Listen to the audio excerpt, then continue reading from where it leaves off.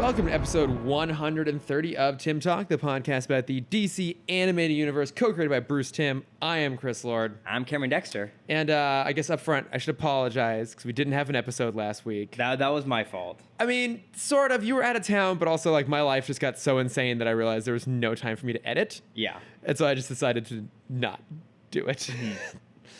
Only our third time ever in 3 years. Not I know, having so we get one per year. Yeah, that's We true. already actually. burned it. Yeah, That's we've already kinda shitty. Fuck, man. We messed this up. We burned that super quick. No, like, well, look, the This reality. is also our 3-year anniversry was last week. Yeah, we didn't put an episode out during our 3-year anniversary. Whoops. Nor did we do anything to celebrate the 27th, 8th. 28th. I think Yeah, we 'cause- started the 25th anniversary of the Batman animated series. Mhm. Yeah, it's the 28th anniversary. I mean, the reality is, like, both of our lives got really insanely hectic recently. So the goal will still always be to try and get an episode out every week. Yeah. As much as we possibly can. We'll try and maybe like cash some bonus episodes for these sort of situations. But we're just doing our best, guys. We couldn't give you another bonus between Zeta. Really, that was We the have thing. been dragging this thing out for quite some time. But don't worry, we're back with more Zeta. I think this is the first time in a while we have back-to-back Zeta episodes. I think we've always done bonus between them. I think we've had a lot of breaks. I mean, we're trying to get through it. Not because, like, look, the Zeta episodes have been fine. I think Yeah. they've been getting better. I'm starting to see, like, the potential in the series. I'm sure we'll reach the point where we really like it right before It's going to end. it ends. But also, it's not our fault. It's just all of the entertainment things also happen to come out at the same time. Yeah, that's absolutely true. Comic-Con, D23, Fast and Furious. Yeah, it's been a lot of interruptions. We had that Sporkle showdown we just did randomly once. Yeah, for the but hell of it. That's for fun. That's for us. That was just for fun. But yeah, we got some back-to-back Zeta, and we're also gonna be talking Young Justice season 3 because I finally finished it. You did. I did. So we'll talk about that in plugs. But in the meantime, relatively short news section. There's kind of just one major thing that happened this week, which was that James Gunn announced the cast for his Suicide Squad, The Suicide Squad. And it's packed. It's a doozy, so I got it up here. I'm going to read it out. Okay. All right. So David Dastmalchian. Don't know who that is. He is... Definitely read that as Duchovny. Oh, my God. I would love it if it was David Duchovny. No, David Dastmalchian, he's in Ant-Man. He's like the Eastern European guy. Oh, he's Polka Dot Man. Yes, he's going to be Polka Dot Man. Gotcha. So we got him. We got some Right. John Cena, some Jai Courtney I'm returning. super pumped for John Cena. Of to be course in you this. are. Jai Courtney returning, of course, as Captain Boomerang. Joaquin Cosio, I'm not sure who he's going to be. Nathan Fillion. Yep, Joel super Kinnaman, pumped. of course, returning as Rick Flag. When I read that, for some reason, my brain just wasn't putting those letters together, and I read it as Nicole Kidman. Again, also, I love your fantasy casting. Yeah. You're misinformed fantasy casting on this just as much. I was like, what is she doing in She this? does everything. Yeah, she's returning as Queen What's Her Bucket Oh, that's right. from I forgot, Aquaman. Yeah. We got Mai Ling Ing, Flula Borg, who I'm Flula. super excited for. I love Flula. Sean Gunn, of course. Juan Diego Boda, Storm Reed, Pete Davidson, Taika Waititi. So pumped for Pete. I'm pumped for I hope Taika. he's just in it for like 2 minutes. I hope he's playing nails- himself. Yeah, well, he's so good at those like 2-minute cameos. Yeah. Are you He saying that thrives off of those. the less of Pete Davidson, the better? No, he's just so good at that thing. Just like that little moment. Yeah, I feel like the more he's in the movie, it's not on his acting ability. I feel like it's how much he cares about the project. Yeah. Is after those 2 minutes, he just like is done being on set. I would love if he had just like a brief little moment. Yeah. That he pops in there. Of course, Taika Waititi, who everything that Taika's involved in is the better for it. And especially Green Lantern Oh, that's right. He was in Green Lantern. He's returning as the friend. the friend. Yes, the American friend. Right. Alice Braga, Steve Agee, another comedian. I'm super excited to see Okay. thrown in here. Love me some Steve Agee. Tanasha Gehesi, Daniela Melchior, I don't know. Peter Capaldi. Peter Capaldi. Peter, like, The what? doctor. We got a Fucking doctor Peter in here. Capaldi. Have you ever seen any of In the Loop or The Thick of It? No. You've probably seen the moments though. It's like the show where he just swears up a storm left and right. Okay. It's the same creator from Veep, Armando Iannucci, who's just a fucking genius when it comes to creative swearing. It's so good. He's so good. I love Peter Capaldi. Julio Ruiz, Jennifer Holland, Viola Davis, of course, returning as Amanda Waller, Idris Elba. The Driss, Big Driss Big is Driss. back. We don't know who, probably Bronze Tiger. That's the That's the heavy big rumor, yeah. at this point. And then, of course, Margot Robbie returning as Harley Quinn, and Michael Rooker, because it wouldn't Returning be... as Mary Poppins. Exactly, as Mary Poppins. It would not be a James Gunn movie without some Michael Rooker. Yes. This is a phenomenal cast. Oh, and then the tag with it, I think, is also important to keep in mind. Don't get too attached. Yes. Yeah, So I feel so- like a lot of these people are going to die really quick. Pete Davidson. Yes. Going to go real fast. He's going to be the Jai Courtney of this one. No, he's going to be the... Oh yeah, who is not rope Whipla- something. The rope guy. Yeah. Who got his head blown off. I don't remember his name though, because no one got attached to him because Right. he was in the movie for 5 minutes, punched a woman, and then died. Yeah, but not for punching a woman. No, but Yeah, that's just what he did. but deserving Yeah. of his death. What was his name? I don't remember. Yeah, it it's not. doesn't- It's not Slipknot. important. Yes, that's it it. Slipknot? Yeah, it's Slipknot. Okay, I just made that up. No, that's actually correct. Oh, fantastic. Yeah. Look, I mean, this is a phenomenal cast.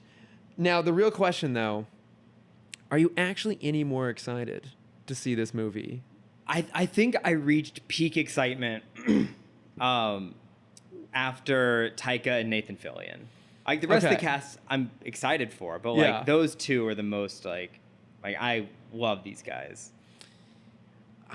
And I like James Gunn a lot as a filmmaker. I like this cast. I just worry Warner Brothers maybe still hasn't learned their lessons yet. Yes. Now, The conversation point we continue to have on this podcast. yeah, I didn't watch the leaked Birds of Prey trailer. I think you did though. I did. It's so short. Okay. Because it's not. It's a teaser. It's not Actually, even you know a what? trailer. I did see it now I think about yeah, it. it's 20 seconds of kind of character flashing at you. It just still felt like it was trying real hard to be grungy and dirty, and like it's all dark but with like neon lights going on in the background. And I think the biggest takeaway from it, I don't remember a lot of neon. I think the biggest takeaway is we saw the new Harley. She's no longer in like the skimpy oh yeah, baseball bat outfit. which is a good thing. I never really loved the skimpy baseball bat outfit. Yeah, I am going to continue to be very, very skeptical about this because I just don't feel like they've really earned our faith Yeah. yet. So I was on the note of the skimpy outfits, as we love to talk about on this podcast. Frequently. Yeah. I was rewatching some films, some like mid 2000s films, and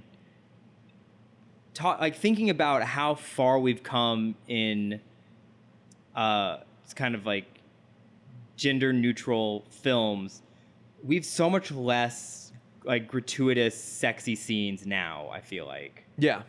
Which I think is awesome. It's not something I like. It's been such a slow process.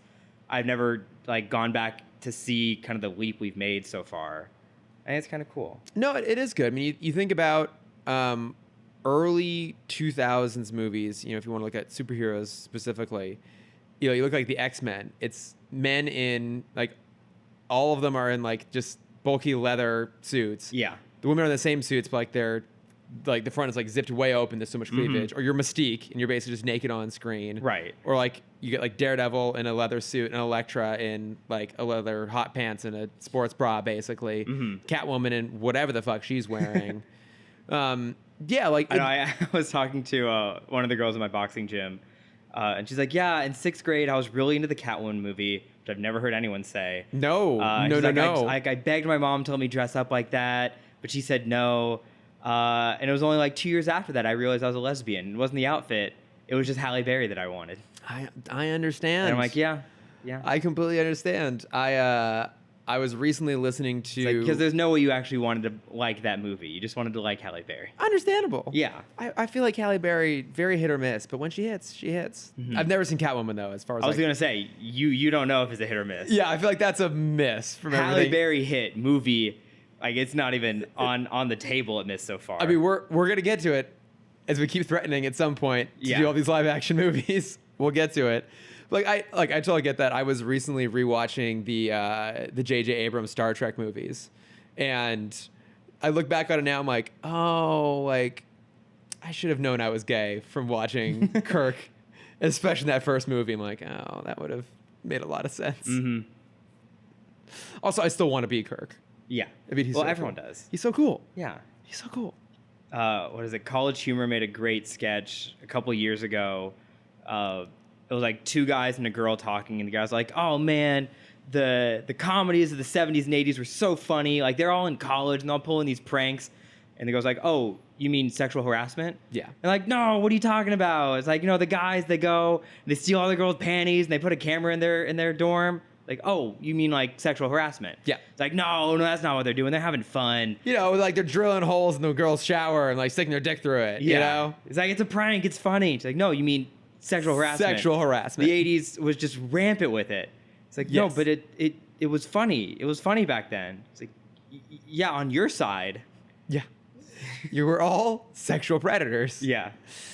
It's really true. Mm-hmm. It's really, really true. I know. And I mean, like, you had it's the American Pie films. It was the American Pie, Revenge of the Nerds, and Animal House. Yeah. Were kind of the big perpetrators of it. Yeah, it's like, I mean, I grew up watching all of those. We all did. Yeah, and it leaves you now with a really weird relationship with those movies. Mm-hmm. Because you just go back and like, this isn't, like, one, they're just not as funny, but also because like we have like better awareness now. Be like, this is all of it's really bad. Mm-hmm. It's like in Animal House, they make jokes about sexually assaulting women, and you're just like, Just think about the zip joke, because that's still funny. That's okay. I'm a zit. I'm digging this tangent hole even deeper. Let's do it. What actually is good about that joke is it's a clean joke. I mean, it's physically dirty because like there's food everywhere, right? But like it's actually a pretty clean joke. And I remember way back in the day, one of the very first Nerdist podcasts, Chris Hardwick was interviewing Drew Carey. Okay. And Drew Carey was saying how every week he signs himself a goal of writing 10 clean jokes. He can write a dirty one, but it doesn't count. Mm-hmm. And I realized it's actually really, really... And that's not that it's really hard to write a clean joke, but it's really easy to fall into the pitfalls of just making something inappropriate or shocking or sweary heavy to try and make it land. And I feel like that's maybe part of the reason why a lot of modern movies just don't seem as clever. I think a lot of the writing is geared towards some sort of like surprise or shock value. It's very like Family Guy-esque. Yeah. Where it's not necessarily clever. It's not a joke that actually stays funny like in time. Mm-hmm. And yeah, a lot of those movies in the 70s just don't. Well, there's a YouTube channel that I found. I don't remember the name exactly, but it's a comedy channel that will only pull clean jokes from people's stand-up. Oh, okay, that's so, cool. Yeah, it's really cool. So I'll just stumble down the rabbit hole of like these very clever jokes where they don't have to there's no swearing. It's not sexual oriented. Yeah, it's just like good, clean humor, which is nice. Yeah. I think it's actually one of the reasons why I have such a soft spot for the movie Top Secret.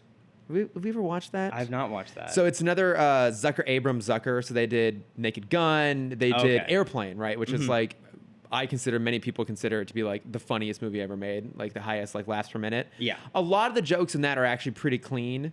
They're just really weird and goofy. And Top Secret is even goofier. Okay. In its jokes. We'll have to watch it sometime. Like you'll watch it and you realize why I love it so much, because it's basically it's like dad jokes, the movie. So it's like almost Monty Python-esque? Kind of. Like, okay, good example is they're escaping from like the villains in an opera house, and so they open up like, oh, well, we'll escape through here, and they open the door, and the door says prop room, and they open it, and it's filled with a bunch of like airplane props. Oh, great. It's a lot of stuff like that. Like I said, it's so dad joke, but it's so good. Amazing. I'm willing to check it out. Yeah, it's a funny movie. We'll have to watch it sometime. But no, I mean, we'll see with the Suicide Squad. I'm hoping, ever hopeful, often disappointed. Yeah. I think the other news I really want to talk about was kind of noteworthy the last couple of weeks, really, was that Haley Atwell has agreed to join Mission Impossibles 7 and 8. I love her. I do too. Any more Haley Atwell, I'm excited. It's a merging of two things that I really do just have great appreciation. Did I tell you I saw her at D23? No. Yeah, she was doing a signing, and for some reason they let you kind of walk right next to the booth she was signing at. Yeah. And I just walked right by, and I look up, and she's like 5 feet away from me. Aw. Like, oh, I love She- her. I never met her, don't know much about her. She seems like she's just a really genuinely sweet person. Mm-hmm. Like, and I think part of it is that the fandom around her is very, very specific. Yeah. It almost kind of fits her a little bit, right? Like, not everyone would necessarily recognize her name, but those that do have a really great appreciation for her. Mm-hmm. And 'cause, I mean, Peggy Carter is just such an amazing character. Yeah. And I guess I actually haven't seen her in that much else. I mean, I did see her in Christopher Robin, which she's great. Right. She's the wife. But I'm really glad she's joined those movies. Like, it's it's weird because I think there's a valid criticism to be made about how unoriginal the studios have gotten. They basically just turned out sequel after sequel.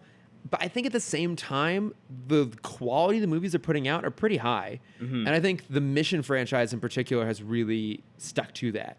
I mean, I'd say that 5 and 6 are two of the best in the franchise. And 4, 5, and 6 is a really good streak of films. And the last two are obviously Christopher McQuarrie, and he's back on to do a couple more. And I've mentioned it before, but I mean, even if Mission Impossible, there's only one people see as kind of bad. 2. Like, I haven't seen 3, so I thought people was 3. No, two's the John Woo one. It's just kind of weird and out there. It's doing a lot of like this weird kind of like Matrix riffy stuff. Okay. Three's fine. It's the J.J. Abrams one. Oh, I didn't realize that. Yeah, it was his feature film directorial debut, and it's pretty good. I'm not gonna say it's a standout, but it sort of set the template, which then they've really carried through. Actually, one of my favorite things about that franchise is it's relatively young. I mean, the first one came out in '95, I want to say, but you watch that first one now, and like at one point, Ethan Hunt scours the entirety of internet chat rooms trying to track down like I know, I like, love like it. chat groups around a specific Bible verse. And then you compare that to where like they are now with it being super, super high tech, and it's like those movies existed at the exponential acceleration point for technological development. I mean, it's the same with Fast and Furious. Yeah, that's kind of true I actually. think 2001 was when the first one came out. Yeah, that sounds right. Yeah, and so it's weird like they just happen to exist in this really accelerated time. But I really like the last 2 movies, and I think Christopher McQuarrie is a fantastic filmmaker. I've talked about it before, but there's some great interviews with him on the Empire Film Podcast. If you really want to understand like how films are made and how even a film at that huge level is more or less improvised as they go along, so fascinating. I mean, he's one of those filmmakers that I just have a lot of faith in, so I'm super excited for those movies. Yeah, me too. And I think they're going to be maybe like a back-to-back release thing. They might be doing like a part 1, part 2. I don't know if it's quite exactly part 1, part 2, or if they're filming them kind of more or less sequentially and then releasing them in quick succession. But very exciting. Yeah, and that's the end of it, isn't it? Didn't they say that's it? I don't know. I haven't heard anything definitive. I mean, they've said that before, though. I mean, it was heavily speculated when they brought in Jeremy Renner for Ghost Protocol that he would kind of take over the franchise. Isn't that what they also tried to do with Bourne? Yeah. Poor Jeremy Renner is saddled with having a bunch of failed like spin-offs on But his it's okay shoulders. because he started a music career, and then he had an app which also recently shut down. What was the app? I don't know. People kept talking about it, and then it shut down randomly, and people talked about it more. It's kind of funny because, and look, I like Jeremy Renner a lot in the stuff I've seen him in, and I think he's a pretty good actor. But it almost kind of feels like that he is Hawkeye in real life. He's just trying to find his place. He's just trying so hard, and it's just not quite landing. But like, God damn it, is he earnest? Yeah, and he's just doing his best. But he wants to be Jack Black. Yeah, a little bit. But did we talk about that on the podcast? I don't know if we did. What did Jack Black is what kids imagine being famous is like. Oh, okay. He has a music career, a movie career, a comedy special. Yeah, that's true. He's now like a YouTube personality. Yeah, he's the multi-hyphenate. He's done a little bit of everything. He's like famous in every way you can be famous. He's a millennial goat. Yeah, he is. He absolutely is. Also, not goat, EGOT. He's a millennial version of the EGOT. Right. And he was born to play a teenage girl, as we discovered. Yeah. Very good at the first Jumanji. He was so good in that movie. Yeah, no. Yeah, exactly. Jeremy Renner, aspiring Jack Black. Do you know about his new music? Not Jack Black, his new music duo. No. It's a band called Jack Gray, and it's Jack Black and Jack White singing together.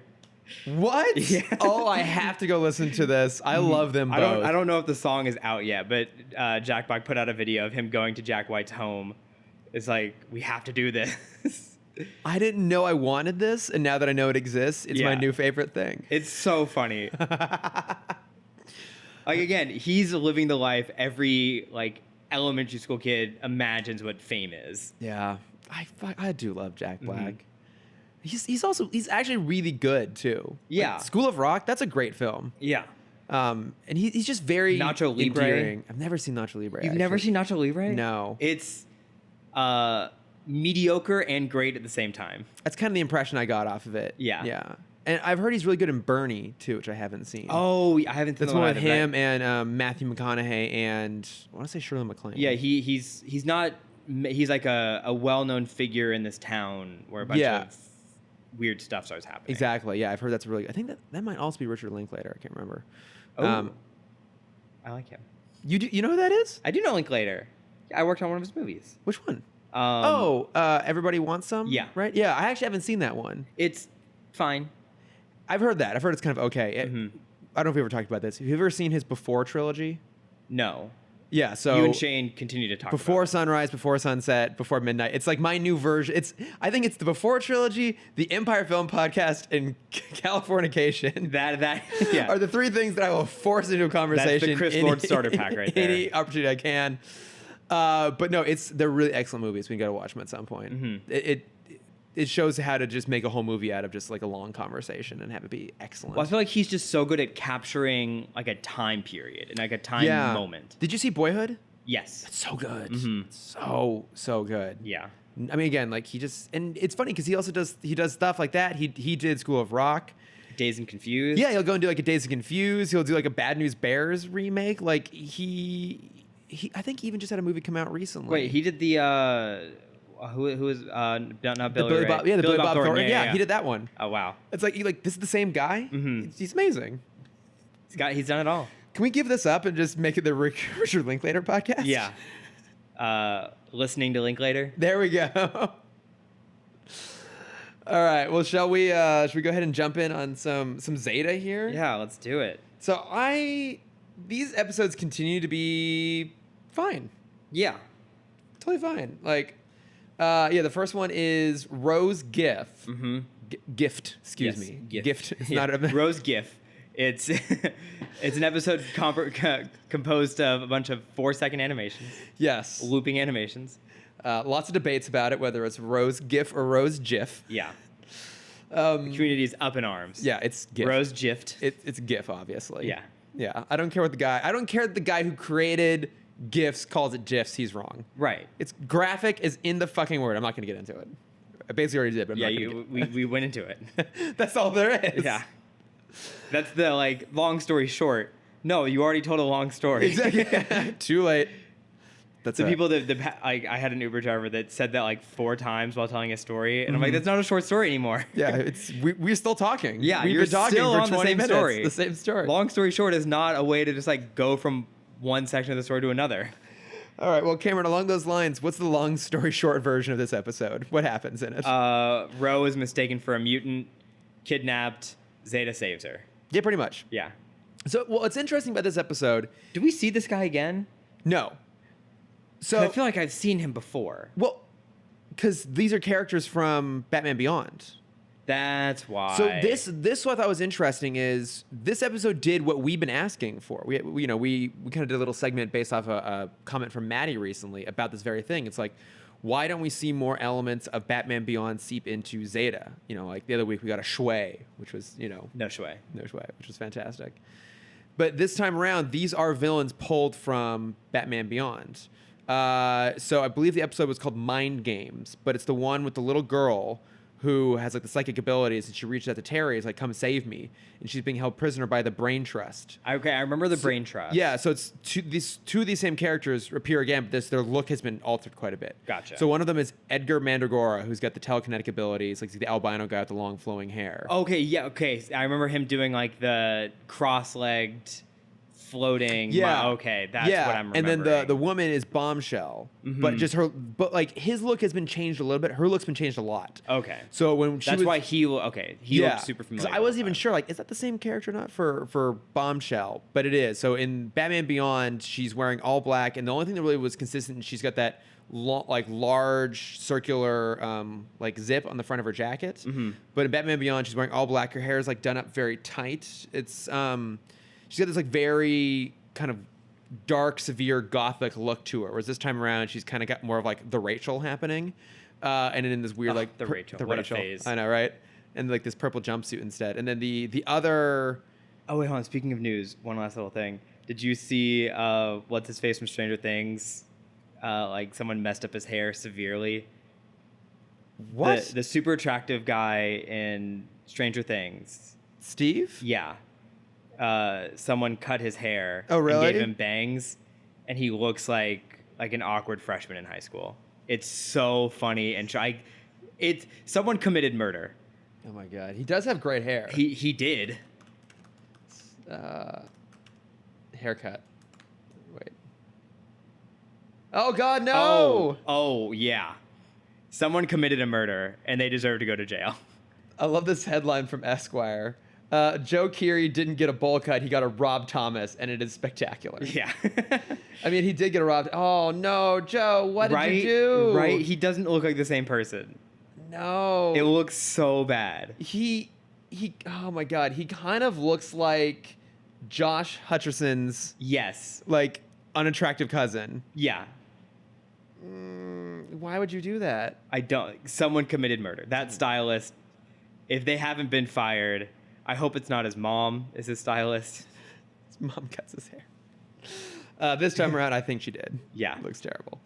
But okay, wait. The brain trust. Sorry to No, go. it's all good. It's all good. It was important information. It was important. Everyone this is needs to breaking Google news. it if they haven't seen it. Go get your heart broken by looking up Joe Keery haircut. But yeah, so like it's interesting because they brought in Batman villains, which is something we've been hoping they would do. But to your point, you didn't even recognize that's what they were. Right. They just felt familiar. And I think maybe this is why we didn't get a lot of this crossover, is that the tones of these shows and the visual color palette is so different that I don't know if there's a lot of villains that really translate well.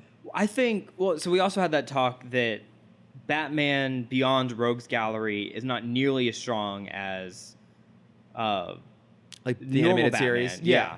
You have kind of the three standouts. You have Ink, Shockwave, No. Echo, no, Shriek. I would have gotten there. So close. Spellbinder. Blight. Yeah, Blight. And that's kind of it. Yeah, I mean, and I think they stand out because they have a really good visual look. Yeah. Oh, and then the Jokers from the movie have I think the most iconic look. Yeah, exactly. But I mean, it's interesting because you look at the Batman Beyond Rogues Gallery, and I do agree with you that it's not as strong as the animated series, which, I mean, that show works because of how good the Rogues Gallery is and how well they're written and how great the performances are. I mean, that being said, considering that Batman Beyond, those are all original villains, there's still some, like, standouts, I would say. Yeah, I'd say even in comparison to, say, Superman, which, even though those are also established villains, how many really jump out as you as being memorable? Lex. Like, I mean, Lex has done really well. I think Lobo has done really well in that show. I think, what's her face? Livewire? Yeah, Livewire. Livewire is good. I mean, yeah, she's good. Parasite's okay. Metallo's... Roxy Rocket. She's name? More Batman, though. Is it Roxy Rocket? It's Roxy Rocket, okay. yeah. She's Batman, but she pops up in the awesome, one Superman episode. She's pretty good. I mean, Brainiac's good. Yeah, but yeah. But even then, like, I mean, that's a pretty definitive version of Brainiac because it's one of the most frequent appearances and of I think him. we're also... Darkseid. I was just going to bring up, I was going to say... Their Darkseid's really good. We're also blending our memory of Brainiac and Darkseid into Justice League. There's a little bit of that, yeah. Whereas the Batman Beyond villains really pretty much exist exclusively in Batman Beyond. This being, a counterpoint to that. But the brain trust isn't. I think Shriek could work well in this. Like, he finds the frequency that, like, stops Zeta, or like it stops his healing or whatever. So, I mean, I agree with you. I think that character could carry over. The question becomes, like, would you actually want to see that? I mean, I really enjoy Shriek. I would like to see him But here. so recognizing how drastically different these shows are, and going off the brain trust as an example of how much they had to change those characters to accommodate the show, would you really want to see Shriek essentially lessened or softened The reason to make an I appearance think here? of the villain, Shriek is the one that could translate over. Is he's the one that doesn't have any special ability. So it's tech versus tech still. I mean, that's the same with Spellbinder, though. Yeah, but his is like he can't manipulate Zeta's mind because there's no mind. True. Like he can mess with Ro, Yeah. and that could be interesting. But Shriek is because like Ink. I mean, she can like get inside his circuits. I guess that could be interesting. But with Shriek, it's technology versus technology. Yeah. And I think that's something. For some reason, that's kind of the only thing we don't see outside of the other robot. IU7. Yeah. Because having the mutants come in, that feels so far out of left field. Well, and that's sorry, the brain trust. Brain trust. Sorry, but I mean, Sony. That's what they are. Like, they are. Yeah. I mean, they're born with gifts. Mm-hmm. I mean, Well, no, because they explain it that they're not. It's the radiation from the tower. Oh, but I think there's like a latent genetic thing that's Yeah. triggered. So, I mean, the plot of this episode is essentially the plot from the first X-Men movie. Exactly. Like, they're going to detonate this bomb on top of this tower. The tower is going to then spill radiation across the town, and either it's going to turn you into a mutant or it's going to kill you. Right. It is exactly the plot of the first X-Men movie. Except with so many less interesting characters. Very much so. And I don't know. I liked they brought over something from Batman Beyond, but I think it just didn't quite land. Mm-hmm. Part of it is they really soften them, like the Edgar Mandragora, who again was only in one episode, but he's got a distinctive look, right? Like he's albino, he's got the hair flowing, he's hovering in air, he's got all these crazy powers. He's got the weird smile. He's got the weird smile. He's like these weird kind of dead eyes. He doesn't talk much in this episode. At one point, he literally says, "Seatbelts, everyone." Yeah, I hated that. And it because I wasn't watching at that moment, and I thought it was the other guy. And like, oh no, it's the and I'm like, no, that's not it's his the really voice. scary looking guy that does it. Yeah. And yeah, it just this is so much more of a kids show that now having seen their attempt at bringing in Batman Beyond stuff, I think they're actually better served leaning into the fact that it's a kids show rather than trying to pull from a much darker show. So I don't know if you listened to the Weekly Planet Caravan of Garbage where they covered Return of the Joker. I have not. Okay. One of the things they're talking about is how when that show was conceived, the idea was that it was meant to be more aimed towards kids. Like it's a teenage version of Batman. He's in high school. It's like their version of Spider-Man, basically. And that despite that intention, that show is actually a lot darker than even BTOS was in a lot of ways. And I think that worked in its favor because it is this pseudo dystopian future. It is dark. It is gritty. It's a little bit scarier at times too. Like that, the color palette, the visual texture fits that. And I think that's been one of the hardest things about Zeta is it's supposed to be set in the same universe, but it's so drastically different. Yeah. And it's so much brighter and bubblier. And I think it's just the West Coast. West Coast is always brighter. That's true. West Coast, best coast. Yeah. But I think the show is kind of better when it's just being a really good version of a kids show.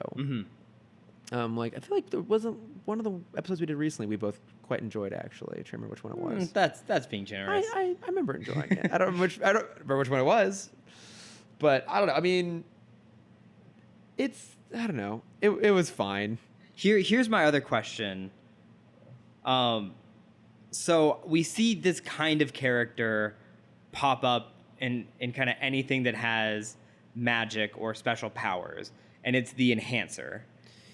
And they mentioned like Amp is the character's they name mentioned in that they this. went to his parents' house and took him from his parents. But how do people know? One, how does he know he has powers? Can he also amplify like a normal person? Like if I'm running, can he amplify me to run faster, or is it only powers he can amplify? Because like, how do you know that's your power without also knowing other mutants? I see. He only would have figured out if he was with someone else who had abilities. Yeah.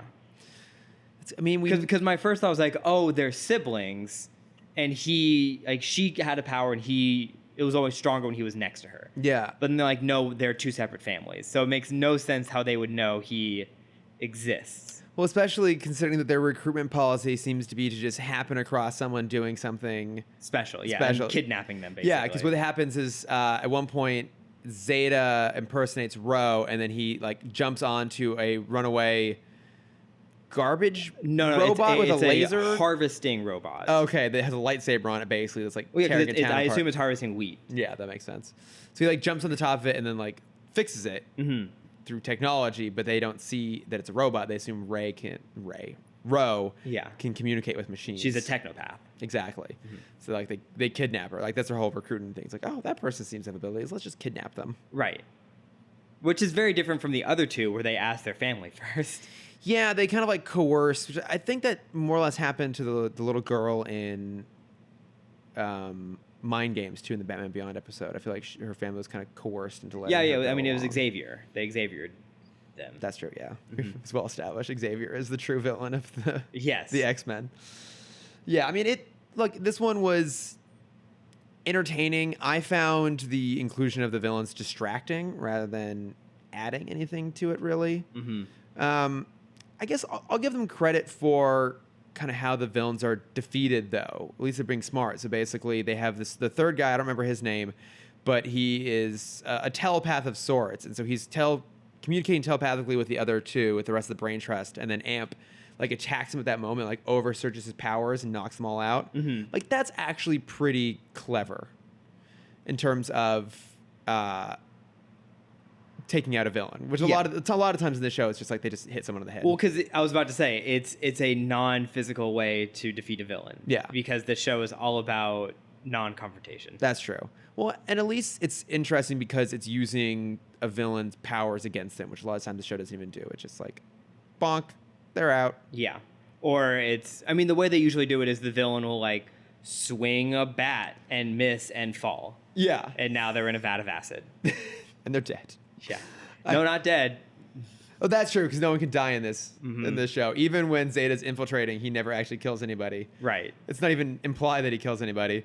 But what are the little moments? He takes them out, is how they word. That's true. We took him out. You killed him? No. We took him out. He's just is not on this plane of existence anymore. Yeah, we took him out for a nice dinner, and then Diner ditched him, and now he's still washing dishes to pay for the meal. Yeah, exactly. That's how we took him out. I do love the small town cops that they come across, though, because when Zeta's trying to get Ro back, he goes into like his little kid mode and tries to talk to the cops, but he realizes that the really obvious wanted posters for... Again, these are wanted fugitives around the world, basically. Yeah.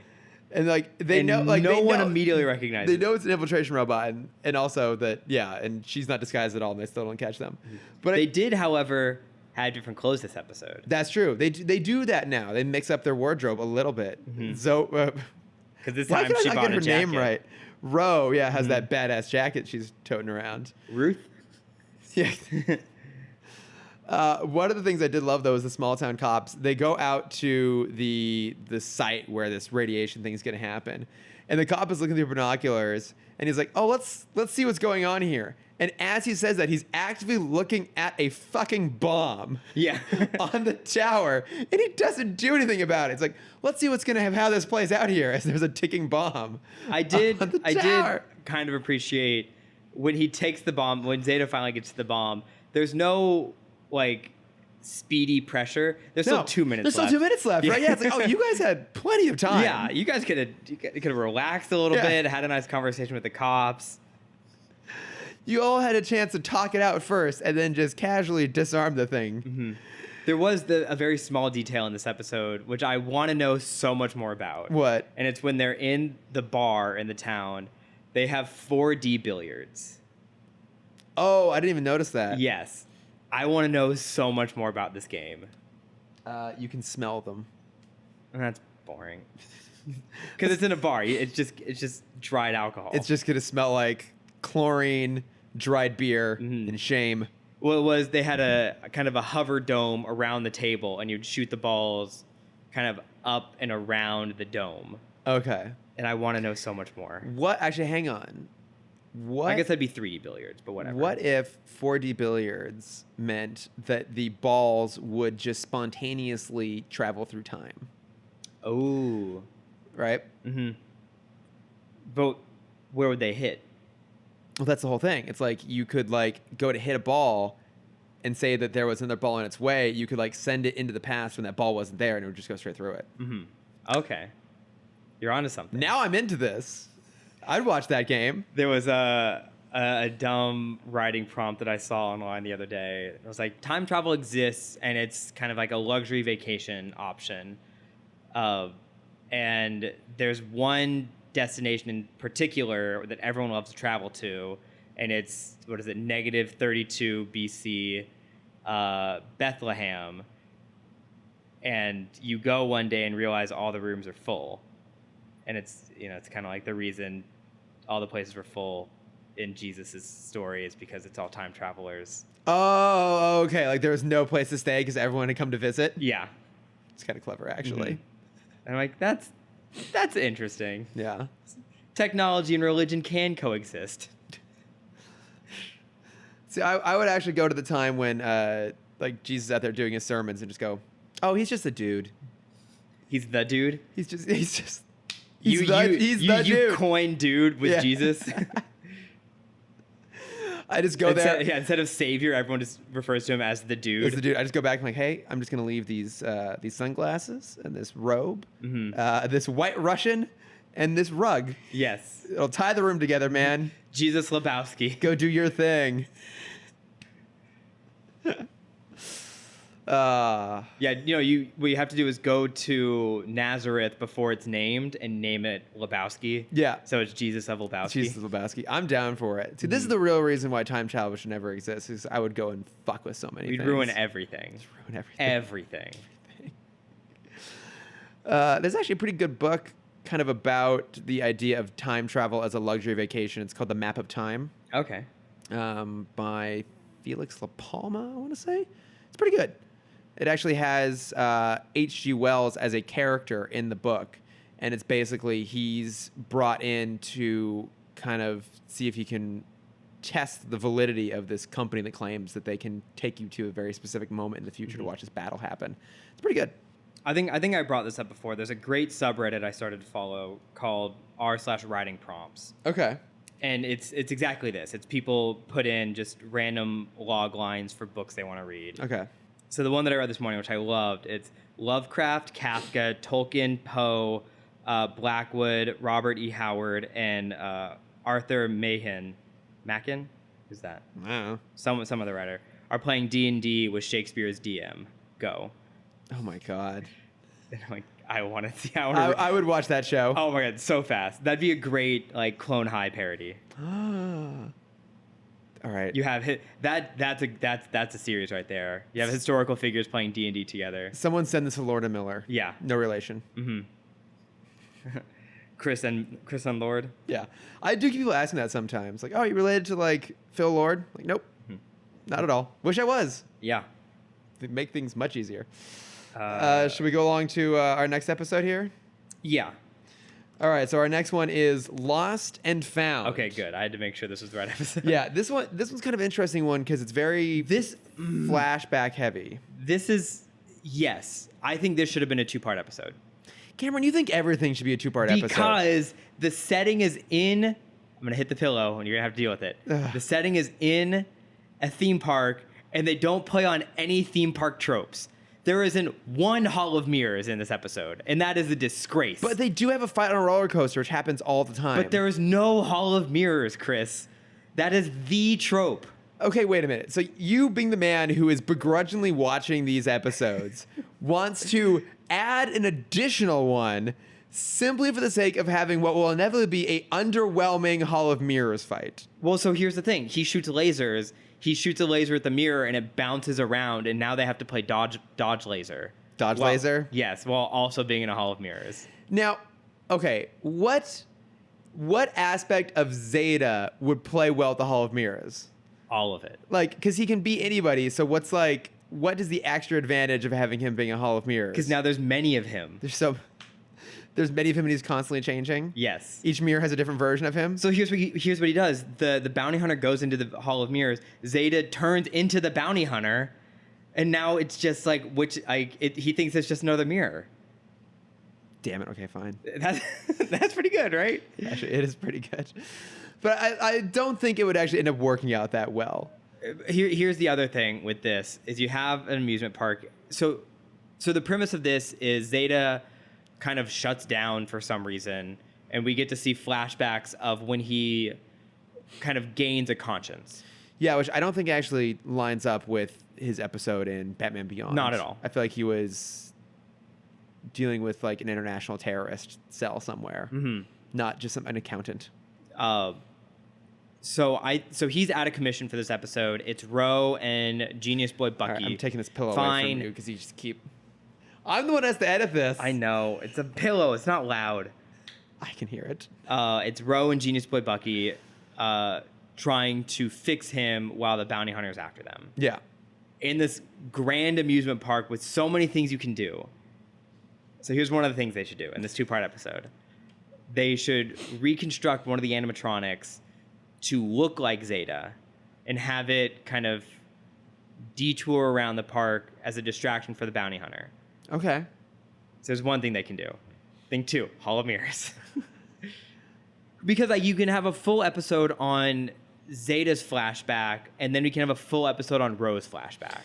Yeah. Because I think that is interesting. And that's the thing, is I kind of like this episode because it was interesting. I hate to say it. These characters are kind of more interesting before this show started. Yeah. Like, and also, sorry, going back to the last episode, did you remember that a plot point is Ro trying to find her family? Because I forgot about that. Oh, I remember, because I'm still waiting for them to pay that off, and I don't think they ever do. But yeah, it's like Zeta is more interesting when he's actually being an infiltration robot, and even when it's like the super like softened version that we see in this, like he's just waiting for an accountant to go on a trip, and then he just like swoops in and like takes his spot as a part of the family. He's trying to track down basically like some weapons dealer somewhere. The one little moment I liked a lot is when he's disguised as the accountant and he's in the office, and on the other side of his desk are the 2 really obvious mafia types who are there like making a donation to like launder their money. Yeah. As soon as Zeta starts like press for answers in a not particularly great way, and the guys get suspicious, his arm, like he deploys a gun from his arm like behind the desk. I'm like, oh, like even like in that moment he felt like the robot that we've been told he was, of actually being like smart and deadly. Yeah. And the no second chances cap. Exactly. Yeah. I liked a little moment Not like even that. a first chance. I liked getting a little bit of his backstory. The whole infiltrating the family thing felt a little bit weird, especially when the NSA agent tells him, it's like, don't let anyone know you've infiltrated the family because we don't want people to know that we have infiltration units stashed away in people's families. I'm like, you have it's public knowledge that infiltration robots exist because this guy's face is plastered in every single police station, every small town across the entire fucking country. Now it is, but it wasn't back then. Yeah, I guess the cat wasn't out of the bag yet. No, and even the posters, they don't say he's infiltration. Don't they say that? No, because we saw one poster and it's they think he can only turn in from robot to that guy into Zeta's form. Yeah. Okay, fine. Be pedantic about it. But I mean, the flashback is kind of interesting. Rose, there wasn't much to it. I don't think it really added much to her story. We could have a whole Orange is the New Black series off of Ro and Juvie. I love how she escapes. It's so easy. She just takes a bucket and smashes it against the control panel of a barred window, which isn't a solid bars, but actually the bars retract, and she's able to escape. And then she runs into that like douchey guy from the pilot. Yeah, just I love that it was immediate. Within a minute, she joined a gang. Yeah, I mean it's like Solo, right? Everything has to happen in a very short period of time. Yeah, everything we know about this character happened in the span of a matter of days. Yeah, I guess maybe I wanted more. I was hoping maybe we would get like some bits of her family.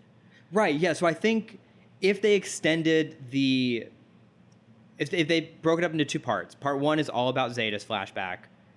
Part 2, Ro finds something from her family. Yeah. In the theme park.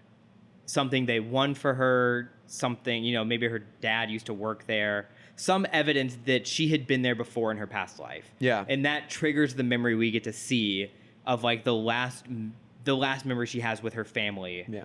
Before they drop her off. And there's some clue in that memory of like, because in the last episode, she's like, well, maybe they didn't just give me up. Maybe something happened and they had to give me up. Right. So in this episode, it triggers that memory of like, she sees someone else in this flashback that she didn't remember before. And they're talking to her parents. Her parents are nervous around this person. And then the next thing she knows is they abandon her. Yeah. And now we have more things. Now we're more interested in that relationship. We're more invested in it, yeah. Yeah. Because all this did was basically just show us the thing we'd already been told. And then it's in a hall of mirrors. Of course, always in a fucking hall of mirrors. You're right. That would have made it more interesting as if we got something substantial out of it. Because this was just kind of like, stop grabbing pillows. I always have this pillow here. But you're just going to keep hitting it. I never hit this one. This That's is my not lap true. pillow. That's kind of true. No. All right, if you hit the pillow once. I need my lap pillow. If you hit the pillow It's my once security in this blanket. episode, I'm taking the pillows away from you forever. You can't. I in fact can. I can just get rid of all my pillows. It's called Freedom of Pillows Act, Chris. Have you even read the Constitution? Absolutely not. I have it on my shelf. That's good. I do actually have it on my shelf, but I'm not going to read it. No one actually follows it anymore anyways. Right. It's more like guidelines. What was I talking about? Oh, yeah. Like, at this... Again, they were teasing the possibility of something a little more substantial, and they just kind of skirted around it. Because I hate these episodes when, like, they get the main part resolved, and the villain shows up, and I check the time code, and it's like 2:15 left. Yeah. I'm like, oh, so nothing's going to happen with the Nothing's villain. going to happen, yeah. No lesson to be taught, no fight to be had. No, I mean, they don't do their They little... just kind of trip and fall, and they're done. Yeah, they don't do lessons anymore. Yeah. We don't get our little history lessons at the end of the episode, our little teases. I don't know. I mean, like, in general, though, I think the show is getting a little bit better. I think we're just, starting from kind of a negative place. So, kind of a very negative place. Okay, frankly, a very negative place.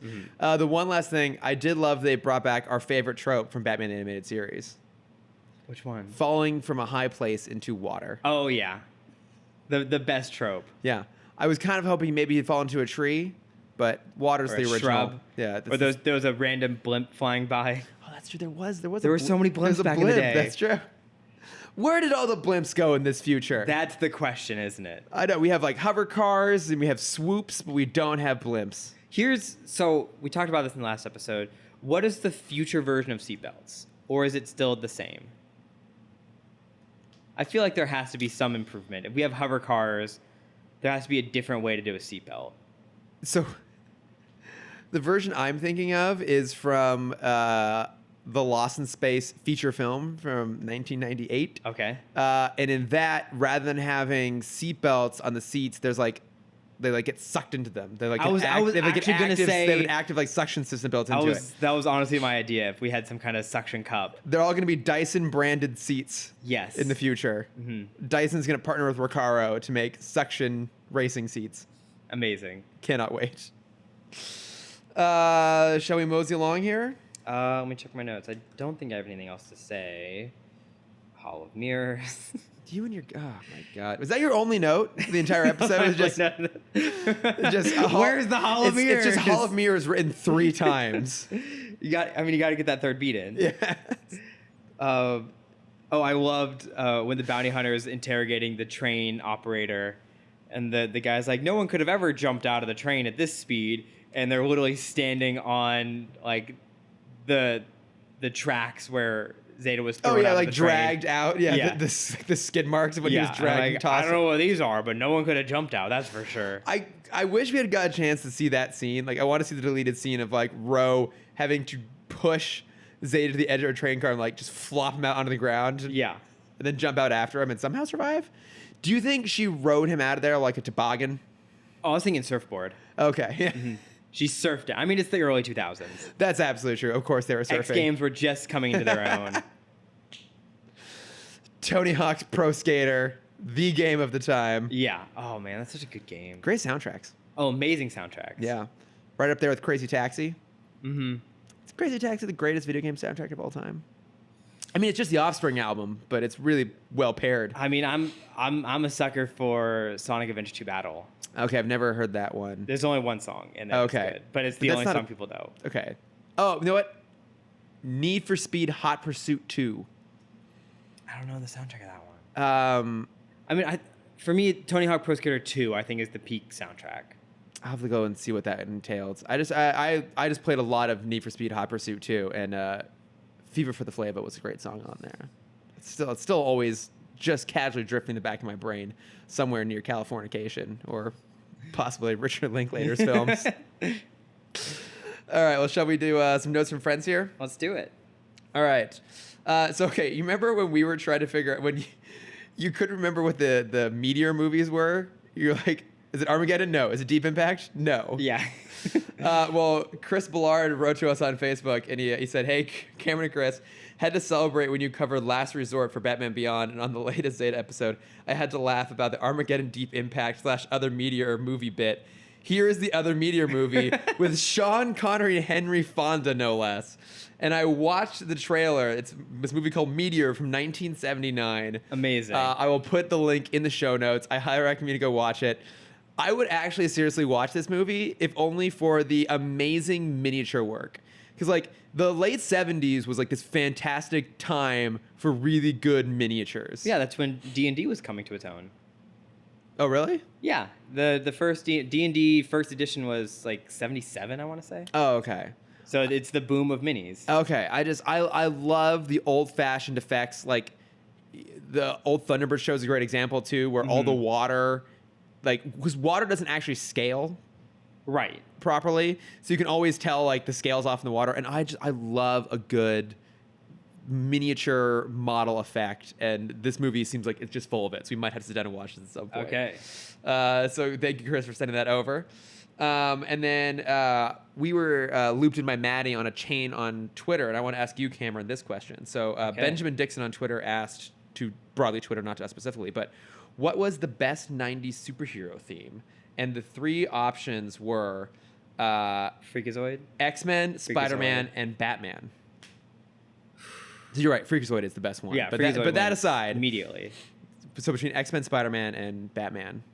Oh man, best or most iconic? He just said best because that's so subjective. That's not fair.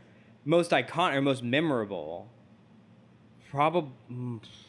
I mean, we're so biased, though. So I voted for Batman because Maddie's like, all right, boys, chime in. Yeah, I mean, most recent of the ones I've listened to most recently, it would be X-Men. I feel like the X-Men one, because that's so of the time. Yeah, like it's the metal guitar riff. Well, and I think Batman, it could have come from any point in time. Right. Well, I think part of it too is that I would say the most recognizable Batman theme is the Burton theme. Yes. I think that's the one we've seen utilized in the most places, even though it's only in 2 movies, and it was kind of pseudo riff to make the Batman animated series theme. But like, that is the one that would like pop up all over the place. Yeah. In the same way that the most iconic Superman theme is going to be the John Williams one, obviously. Mm-hmm. But I think with X-Men, for a lot of people, especially of our age, the 90s cartoon theme is more iconic than the movies theme, because the movies theme isn't like what's the theme from the X-Men movies? Like, try and hum it. I'm trying. Yeah. I can't even. But if you try, guess what's going to come out? X-Men. Yeah. Like, that's where you go right away. I'm in the weird boat where I know the Evolution theme more than the 90s theme. I mean, we've talked about this before, that X-Men Evolution is one of the greatest superhero cartoons ever. Yeah, because it's the former writer from one of the writers from BTOS. Is it Boyd Kirkland? Did he? Yeah. Yeah. No, we both love that show. Might have to do an X-Men Evolution podcast. It's an extension of the Timm universe. Yeah, in its own way. Yeah, it falls loosely under the. We've done like single artist soundtracks. We've gone way off the course at this point. We could definitely do X-Men Evolution at some point. Tie that in. So I voted for Batman, but X-Men won. Okay, and that seems fair. It does. Because I think. Yeah, like you said, of what it is, it's the most iconic.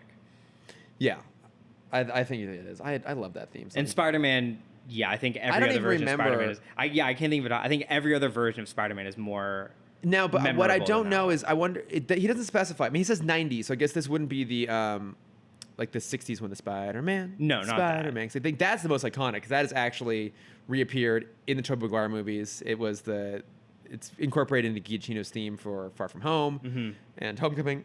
I love that one. So good. Okay, one other one here.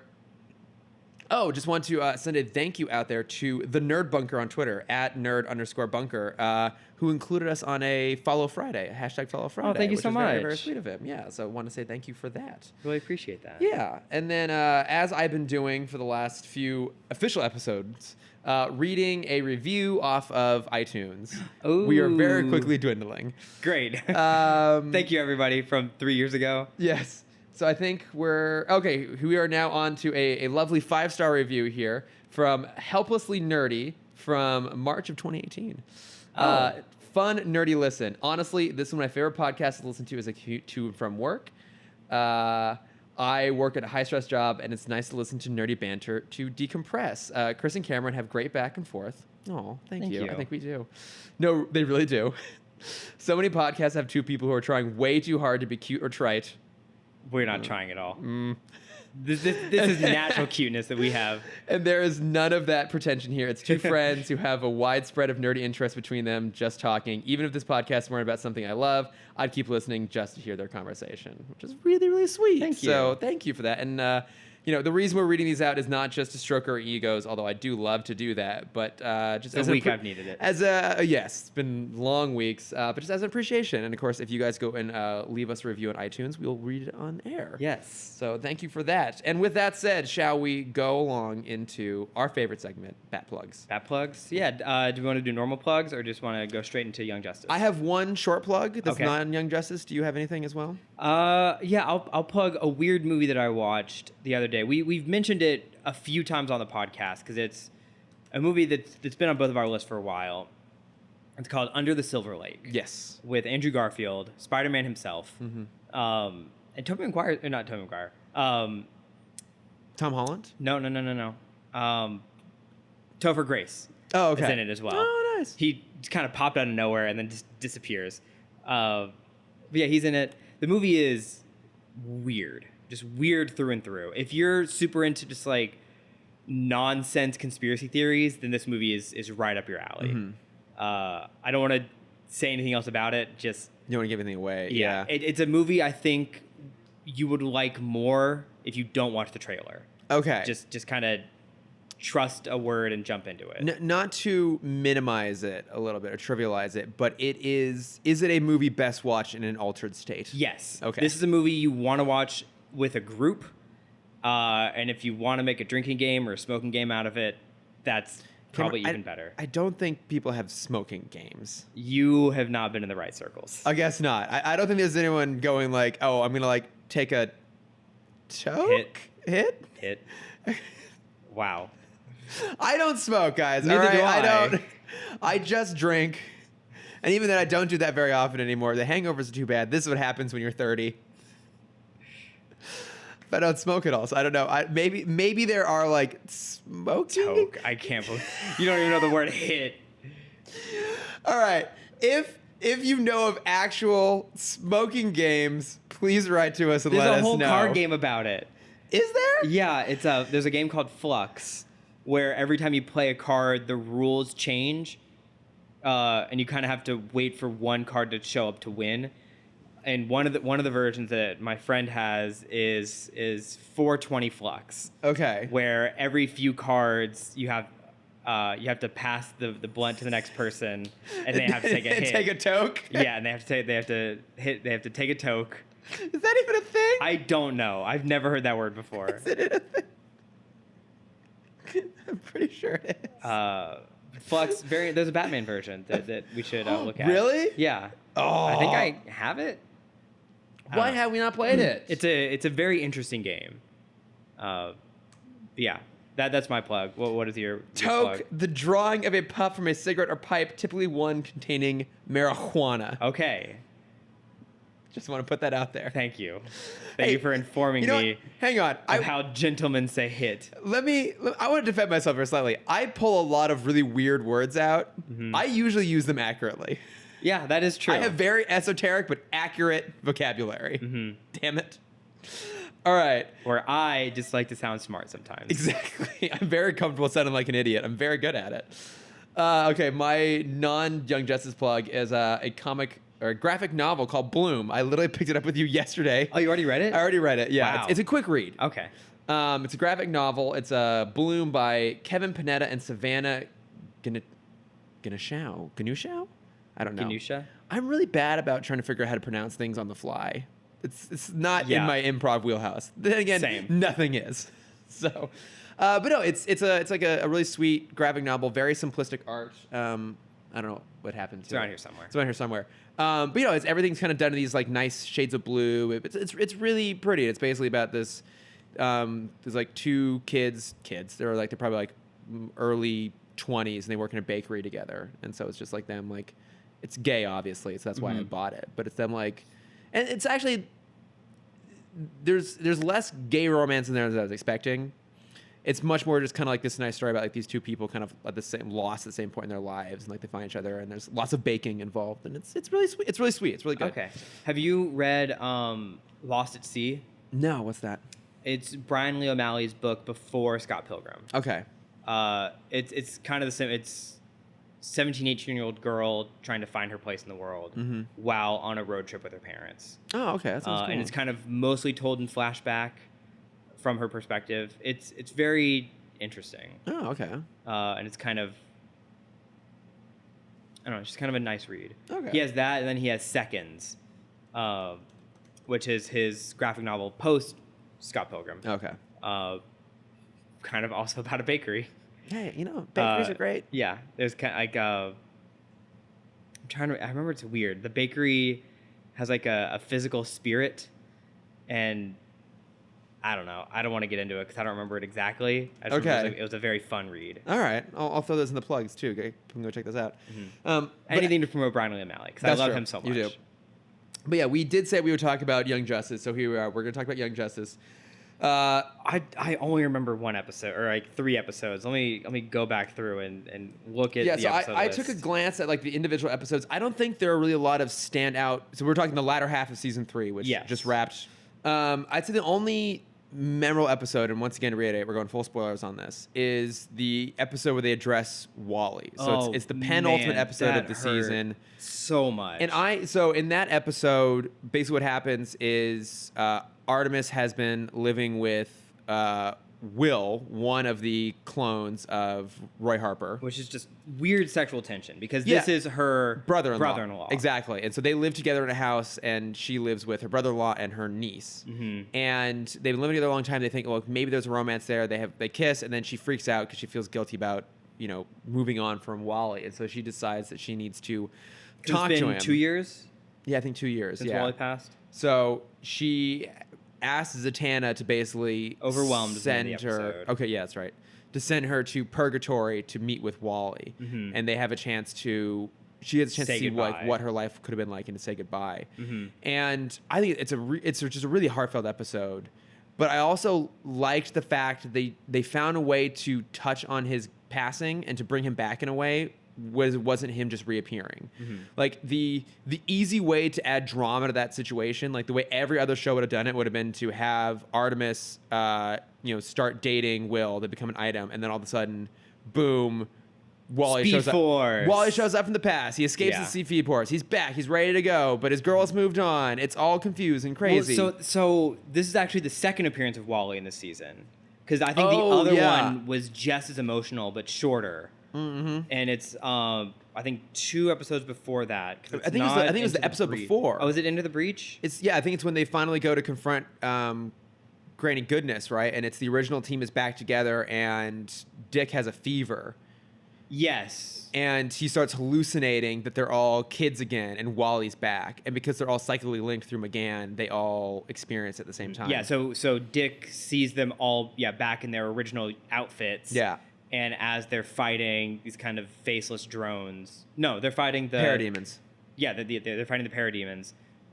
He sees Wally helping them win the fight. Yeah, and I think that hit me harder than the full episode. It's really good because it's I mean, that's the thing is that they're pretty clever in the writing on this show. Like, because it's also like with DC and with comic book franchises, as you were bringing up before, it's so easy to bring people back from the dead. it is, and have they actually done that yet in this series? I don't think so. I No, don't everyone think who's so. dead has stayed dead. I mean, like mean, Red Tornado.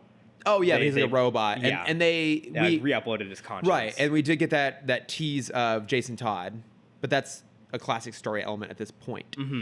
But yeah, I think he's kind of the only one. 'Cause otherwise, the characters that have died have actually stayed dead. Yeah. But I overall quite liked this latter half of the season. There's so many characters. Yeah. And as we talked about last night, we already had this conversation. Sorry. We didn't Don't save it break for the podcast. illusion that we ever hang out outside the podcast. It's just me talking to a wall and imagining it's you. Exactly. It has about as much personality. Yeah. There's so many characters in the season, but every character has their own story arc. Yeah. They're so good at writing everyone to have a purpose and a reason to be here. Yeah, they give everyone something to do to varying degrees, and I like the fact that this show each season has really focused in on a different group of characters, and that means that the original cast has definitely kind of drifted towards the background. But they still give them moments, and in particular, I really love that moment where they're all together again and they have that hallucination. Like that's really really well done. Yeah. But I liked the characters they kind of shifted to this year. I liked the Beast Boy took some prominence. I think that's a really good version of Beast Boy. One thing we haven't talked about yet is the kind of anti-light that Batman has set up. Yeah, and I think that's so fast. I kind of wish we got to see more of that because it's so fascinating. Yeah, Batman Inc. Basically. Well, I mean, yeah. Beyond that, so everyone knows in Young Justice, the light is the gathering of all the villains coming together for a greater purpose, run by Vandal Savage. Yeah.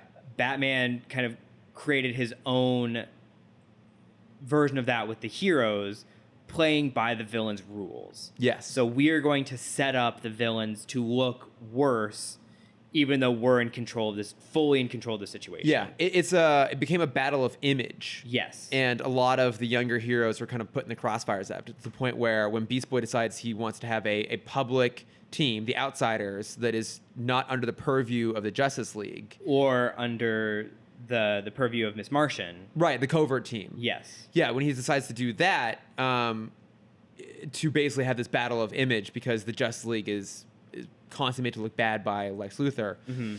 Even when they decide to do that, Batman is manipulating things behind the scenes so that he's like teeing them up for successes so that they have that sort of popularity. Right. And especially like in the spotlight. Yeah. Like everything is being filmed at exactly the right time. How did you feel about their use of like social media and the idea of like a hero's team in a modern era and image being so important, the use of social media? Like, did you think that worked well? Did it feel a little on the nose? What did you think about that? I did think it works well. I think it's like obviously something that we need to be talking about now. Yeah. Like how easy it is for someone to rise. And it's kind of the thing that they talked about. The only good part of Dark Phoenix is you can have all of these sequential successes, but it only takes one misstep for all of that to go away. Right. And I think they could have maybe even played into that more of like Beast Boy feeling all that pressure of like, no, we can't do that. You can't step over there. Because like, what if they see you? What if, like one mistake and you lose all of it? And actually, yeah, 'cause I agree. I think they did a pretty good job weaving that in and making it feel natural. But I would have liked, you're right, if they had that moment where Beast Boy is like, look, none of you get this, but I'm also a celebrity. Yeah. Like, I know I have friends that have had made like one mistake and all of a sudden they're blacklisted and they're, wiped from the social consciousness. And it's like, we are on the precipice of that happening. You don't understand how much this needs to be controlled. Yeah. And even like if they brought Cyborg out and he had one of, like before he was fixed, if he had one of his father box attacks and they like have to get him out of the scene before it's like caught on film. Right. Yeah, and they're having to like protect themselves and cover their asses and hide things. Yeah, so like you have the team trying to help Vic, and Beast was like, no, just get him out of here. Like, I don't care about what's going on, just get him off the scene. And I'm like, no, he needs help. He's like, good, get him help somewhere else. Yeah. And like, why are you being so heartless? It's like, well, because there's a camera there. There's a camera there. Like, they're seeing this. Yeah, it would have been interesting to see Beast Boy inadvertently picking up some of Batman's paranoia from a different angle, but still, founded. From the same and then space. Dick having to have to talk him down from it. Yeah, I mean, you were talking about Cyborg. What did you think of their version of Cyborg? I think we've talked about this before. I'm tired of the Mother Box Cyborg. Yeah, I much prefer the one we get in Doom Patrol and the one in the original Teen Titans. I agree. I think the only reason I kind of liked this one is that at least it was really leaned into heavily in other places as well. Like, I think part of it is I really like Halo as a character, and I liked that her powers came from Mother Box, and so it's like the idea of the Mother Box and the Father Box like teeing off against each other. Yeah. And I think without the other trappings of the kind of New Gods technology and Halo, I would agree with you that I would have been like, we've done this a lot with Cyborg, Yeah. but because they expanded a little bit, I was a little more keen on it. Yeah, I was more okay with it now, because the whole series kind of revolved around Apocalypse already. Yeah. Next season, if he's still a prominent figure, I'd be more curious about how they do it. Because when he's just like a walking internet, it's kind of boring. Yeah, he gets overpowered really easily. Yeah, and now that he has full control of Father Box, he's even more overpowered. Yeah. What did you think of the inclusion of, is it Mobius? Mobius. I liked him. I was a bigger fan of what's the little robot that's with Granny? Oh, Overlord? Yeah, I liked Overlord. Yeah, He's I like cute. that. I like that too, actually. I love that he's so tiny. He's a tiny little guy. He's like in he's this a little box. wind-up toy. I mean, I liked that they really acknowledged that New Gods technology is sentient in its own way. I mean, that's something that they never even did in Justice League ever. Like the boom tubes, you just had a box to like open the boom tubes. It's basically Right. like a fancy garage door opener. And I will give this show credit for really finding a way to differentiate itself from the DCAU. Sorry, there was a bug on the mic. Oh my god, it's terrifying. Like, they do a really nice job differentiating themselves from the DCAU. Like, I think Superman and then also Justice League did a really good job with Apocalypse and the New Gods and that sort of interaction. So I liked this time they had to find a different angle on it, and I liked. Well, we also didn't see the Justice League. We had them in the first episode. Yeah. And then we kind of didn't see them until they were already on Apocalypse. Yeah. Yeah, I mean, I like that they Except for Batman popping up. Yeah, Batman every pops up 4 here episodes. and there, but like I really liked that they do still focus on us being young Justice. That it's, what are these younger heroes doing in this space while the Justice League exists, and finding a way to kind of like naturally bring them to the forefront and still have the stories and a lot of the drama focus around them, even though there's these gods walking amongst them. Yeah. And so I liked that they made this season all about like the meta-teen trafficking. I think this is the template for future X-Men things. Yeah, I would agree with Because that. especially focusing on, like, you have these rehab centers for kids trying to figure out their powers. Yeah. And we have the what are the bracelets The called? inhibitor collars. The inhibitor collars. They're like, if you're scared of your power, you can wear this. We're not going to put it on you. Yeah, it's up to your you. choice. Yeah. And like this is the template for X-Force and for New Mutants. Yeah, and I thought it was just really cleverly handled, all of that, and I liked how they focused this season on Granny Goodness rather than just having him be on Darkseid. Like, he's still this looming threat in the background. Yeah. But I liked that they kind of expanded the idea of the orphanage, of Granny always being this person who goes around and like kidnaps young impressionable talent and corrupts them, and that was But her while whole still thing. being this image of pure good to the public. Exactly, like having her be that sort of CEO type. I liked that they did that all the way through. Yeah, she's half. Who's the baker that we found out was racist? The baker that we found out Yeah, was racist? has a lot of very fatty cookbooks. Mario Batali? No, female. Oh, Paula Deen? Yeah, I see. This version of Granny Goodness is half Oprah, half Paula Deen, yeah.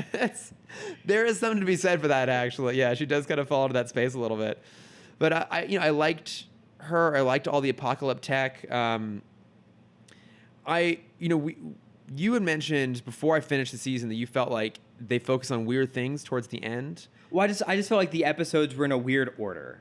So we finished the Apocalypse storyline, the third to last episode. Yeah. And then we basically have a filler episode With Wally. Yeah, which is amazing. It's a really good episode. And yeah. then it ends wrapping up the first storyline of the show. So it's kind of layers. Yeah. You have the Markovia stuff as the opening kind of the crust of this storyline. Yes. And then the mantle, is that next? What? The- You're going Sorry. you're going like an Earth core. Yeah. I thought you were going for like a pie metaphor there, and I was like, you basically have the crust and the filling, Cameron. No, Earth. You have the crust, the mantle, the inner core, the outer core, The outer core, inner magma? core, and the middle. I don't know. Yeah, I don't think remember. that's right. So you have your 5 I'm not layers. a geologist. So yeah. The Markovia is the crust, and then you have the mutant, not mutant, The Medicine trafficking. the Medicine trafficking as the mantle. And then, Oh I'm my gonna God, stick with it oh God. as the second layer. So at the- determined. and then you have I guess the Apocalypse stuff is next. The light stuff. I said the light and the battle of politics and the battle of image kind of Yes, falls the into the Justice League versus the UN. Yeah. And so yeah, because I do know what you And then mean, at the very center, you have Aquaman and his girlfriend and his boyfriend. which was like not addressed enough. Because I know. So it was such a big deal well, because when it people happened. obviously I was catching up to this way later than when it aired. So I had seen or heard that like Aquaman was revealed to have a boyfriend. I'm like, oh cool. I'm really looking forward to this happening. And then I'm watching that episode with that knowledge going in. And there's moments where it's like, oh, like Aquaman feels like he doesn't get a chance to be himself. I'm like, is this going to be an episode about Aquaman coming out? Which I was all for. Mm-hmm. And then I was, I guess, kind of disappointed that it really wasn't actually a plot point. It's basically just the end of it. He just kisses the dude. I'm like, okay, like, I don't know. I'm two minds about it. I appreciate the fact that they didn't necessarily make it a big deal. But by the fact that it exists, it is a big deal. Mm-hmm. I don't know. I guess But that's also your point before. We had this conversation before. Is like, we need to get to the point where we can have. I think we had this conversation. We've certainly had it off air, and I've Yeah. had it with everyone all the time. Where we need to be at the point where we can have mediocre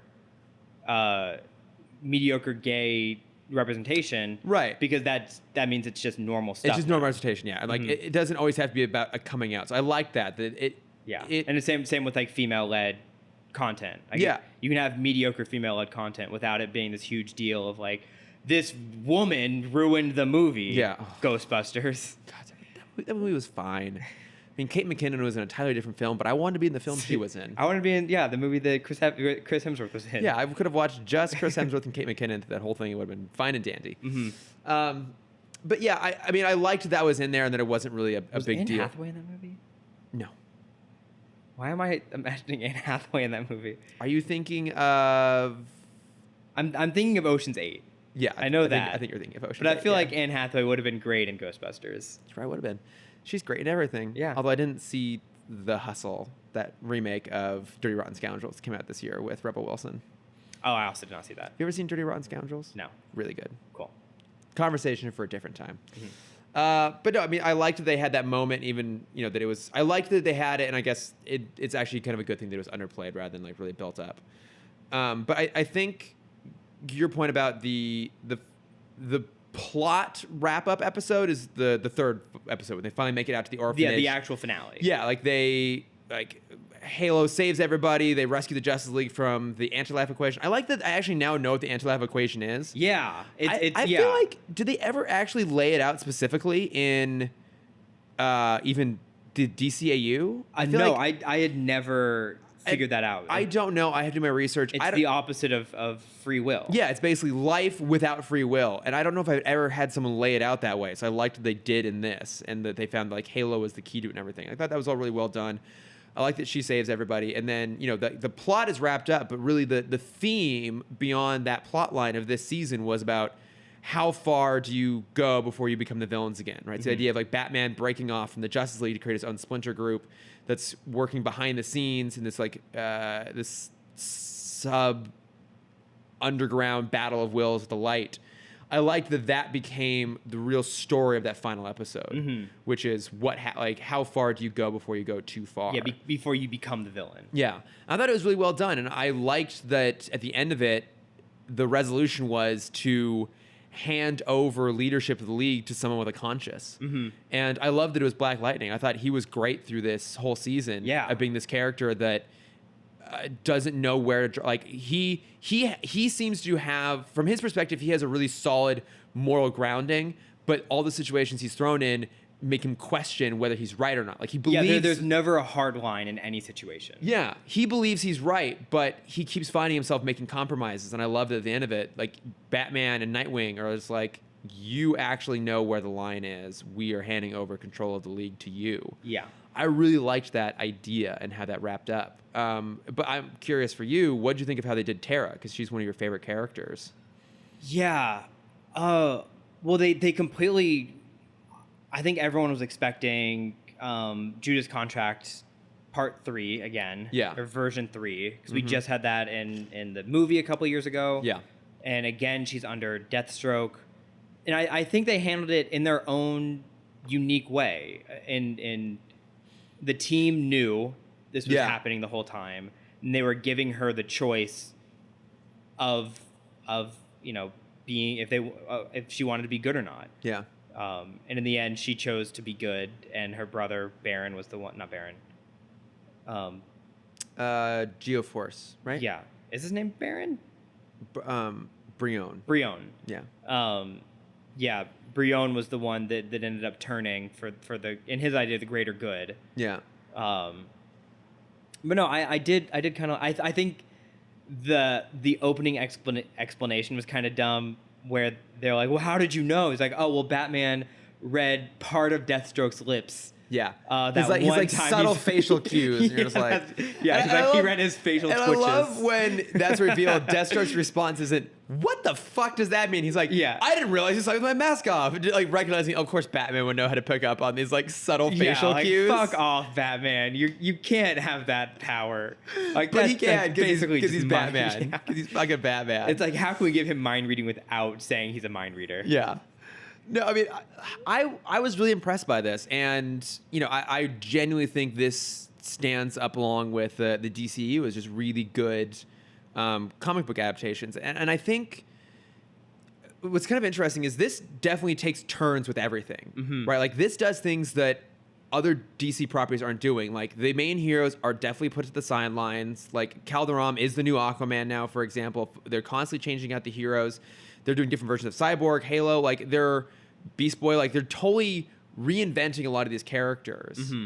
And I think the reason it works here is, one, the writing is actually really good. Yeah, and they're not basing it off really anything. Yeah, it's all really unique. And I think, too, we as fans can be kind of, if you will, forgiving, although that doesn't even feel like the right word to use, of these departures and these drastic changes, because we've already gotten the straight down the line version. Because at the end of the day, like, the DCAU, except for maybe towards the end, wasn't really swinging for the fences in a lot of ways. Like, it was just delivering really, really good, pretty straightforward adaptations of comic stories and characters. It wasn't trying to reinvent everything. It got a chance to be the first version of those things and just do it really, really well. Right. And I think everything else since then has had to find a way to differentiate itself. And I think you get that to varying degrees. I think, like, maybe the first 2 seasons of the Batman are really good and subsequent seasons aren't so good. I think I'm still way behind on it, but Brave and the Bold is its own weird thing. Yeah. And embraced itself. And I think Young Justice is just really well written and really leans into its differences. And well, I think, so you brought this up in the last recording of, are we getting to the point where we're done with normal superhero stories and we're getting to the Watchmen's, the Boys, these kind of anti-hero hero stories? And I think Young Justice fills the void that I was trying to say of, like, we're still going to have heroes be heroes, but they're just going to be in that moral gray area the whole time. Well, and I mean, actually, that's a really good point. I think that Young Justice is the closest, and this is going to sound weird, the closest to DC's answer to the MCU. Yes. Because they are still heroes being heroes. So the full costumes, the villains, all those classic things. But there is modern commentary interwoven organically into the stories. And they're taking risks in making changes, but for the betterment of a good story rather than just for the sake of being weird. And I think that is the space where you're going to find. I think that's where you have to go with this sort of stuff to find success. I mean, this is kind of us teeing up what'll be coming very shortly as a conversation on the Joker when it finally comes out, and to see how we feel about that. I'm still not particularly excited about it. I don't really care that it's getting good reviews. I'm just so fascinated about what will happen to society. Yeah. After them. I think that as I've said my joke many a time off air, the Joker is going to be Pickle Rick 2.0. Yeah. And that's like the extreme fear for me. Yeah, I get to be an asshole because I'm Pickle Rick. I get to be an asshole because I'm the Joker. I'm the Joker. Look at me in my white face. I'm an asshole.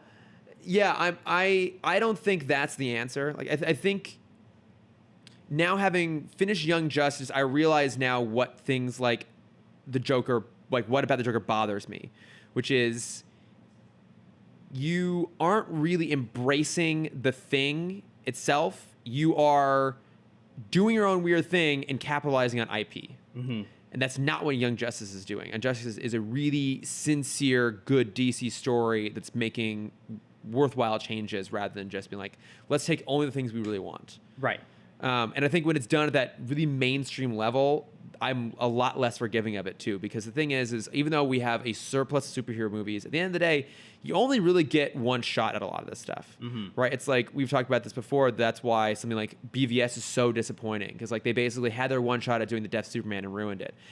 X-Men had 2 shots at Dark Phoenix and ruined it, right? And it's like, when you only get really one go at something, you got to do it well. And that's why I think the MCU has been so good, is they really take their one shot and they make the most out of it. Yeah, they give it everything they got. Yeah, and I just don't think DC's doing it with their films, and I don't really think they're doing it with a lot of their direct-to-DVD stuff, which we talked last week about Hush, and it was kind of underwhelming.